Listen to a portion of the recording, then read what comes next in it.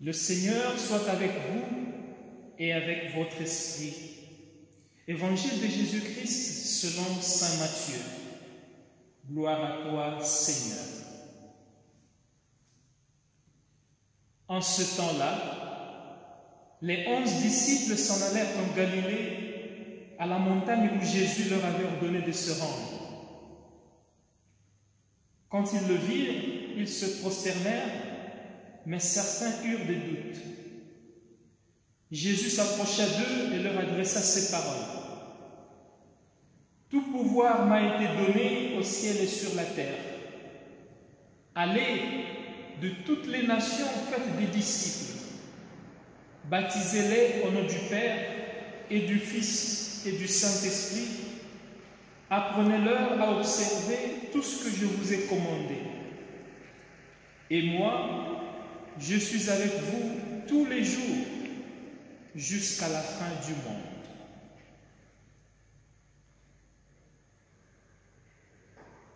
Acclamons la parole de Dieu. Louange à toi, Seigneur Jésus.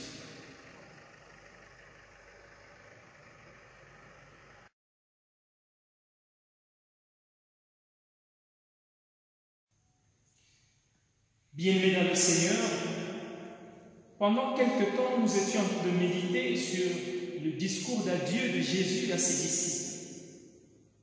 Jésus, sentant sa mort venir, dit adieu aux siens avant de les quitter. Il leur dit adieu pour les réconforter, mais aussi pour les préparer à accepter cette triste réalité. Aujourd'hui, nous célébrons l'Ascension. L'Ascension qui signifie la montée de Jésus vers son Père.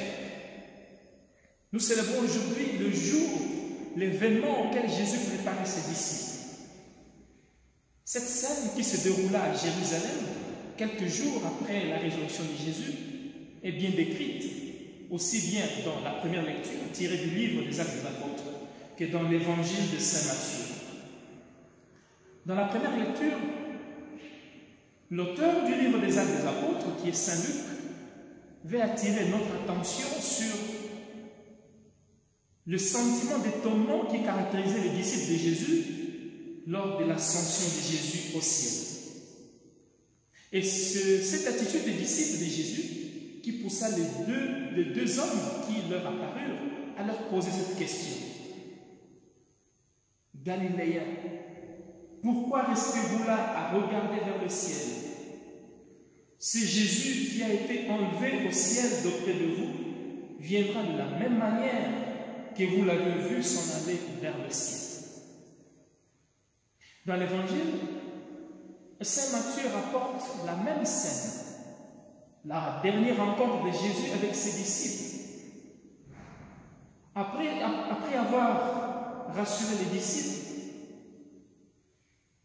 en leur rappelant que c'est à lui que fut donné tout pouvoir au ciel et sur la terre, Jésus leur donne deux missions importantes. D'abord, il leur demande de faire de toutes les nations ses disciples. Ensuite, il leur demande de les baptiser au nom de la Trinité, en leur apprenant à observer tout ce que lui-même leur avait enseigné. Enfin, Jésus fait une conclusion que je considère comme l'un des axes majeurs de cet épisode de saint Matthieu. Il dit à ses disciples, « Et moi, je suis avec vous tous les jours jusqu'à la fin du monde. » Bien-aimés dans le Seigneur, cette promesse de Jésus a toujours été au cœur de ma méditation à chaque fois que je lis ce texte. « Et moi, je suis avec vous tous les jours jusqu'à la fin du monde. » Jésus avait passé beaucoup d'heures à dissiper la peur et les doutes chez ses disciples, les préparant à se prendre en charge, à mettre en pratique tout ce qu'il leur avait enseigné. Les disciples de Jésus devaient dorénavant assumer le rôle du maître. Ils en connaissaient les implications. Pourtant, ces jours-là, le jour de son ascension, Jésus trouve ses disciples encore dubitatifs. Il les trouve encore pleins d'incertitudes. C'est pourquoi il avait besoin de les rassurer.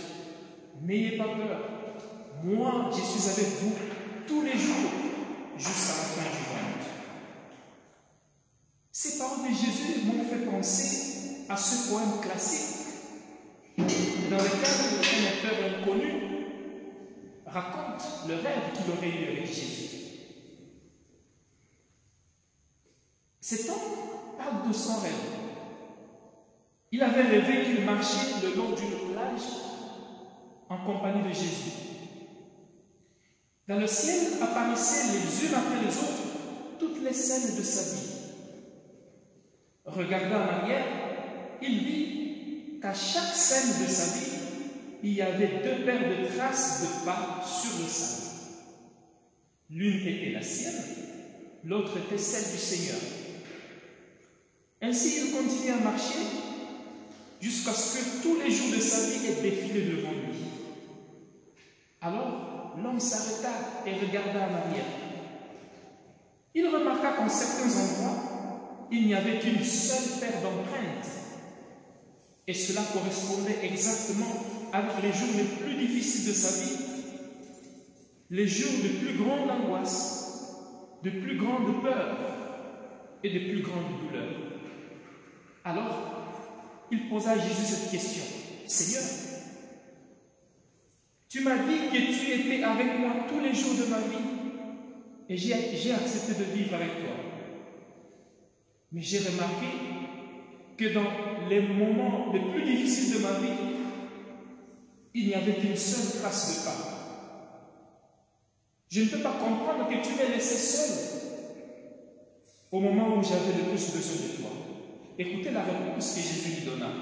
Jésus lui dit, « Mon fils, tu m'es tellement précieux, je t'aime, je ne t'aurai jamais abandonné, pas même une seule minute. Les jours où tu n'as vu qu'une seule trace de pas sur le sable, ces jours d'épreuve et de souffrance, eh bien, c'était moi qui te portais. » Bien-aimés dans le Seigneur, nombreux d'entre nous pensent comme cet homme, que lorsqu'ils traversent des moments difficiles, ils sont seuls. Jésus avec vous tous les jours jusqu'à la fin du monde signifie qu'il fasse beau, qu'il fasse moins beau, que le ciel soit clair ou nuageux, le Christ est toujours avec nous. Il est là avec nous. Que nos moments de turbulence ne nous fassent donc pas oublier la présence de Dieu parmi nous. Que nos moments de peine ne nous fassent donc pas douter de la présence de Christ au milieu de nous. En montant au ciel, Jésus n'était plus physiquement visible. En montant au ciel, Jésus ne pouvait plus être localisé géographiquement, mais il devenait omniprésent. Voilà l'assurance qui nourrit notre espérance aujourd'hui. Le Christ qui monte au ciel n'est pas loin de nous. C'est lui qui nous prend par la main et nous guide lorsque la fatigue du chemin nous épuise. C'est lui qui nous demande d'avoir confiance en nous quand nous sommes remplis de doutes. La montée du Christ vers le ciel nous conduit à croire aussi à la réalisation de la promesse que lui-même nous avait faite, celle de nous envoyer un autre défenseur. Prions donc pour que cet Esprit Saint que le Christ nous enverra nous trouve plein d'espérance et plein de foi. Que les paroles de Jésus nous transforment et nous aident à rester fidèles à lui. Que le Seigneur nous bénisse. À tous, bonne fête de l'Ascension.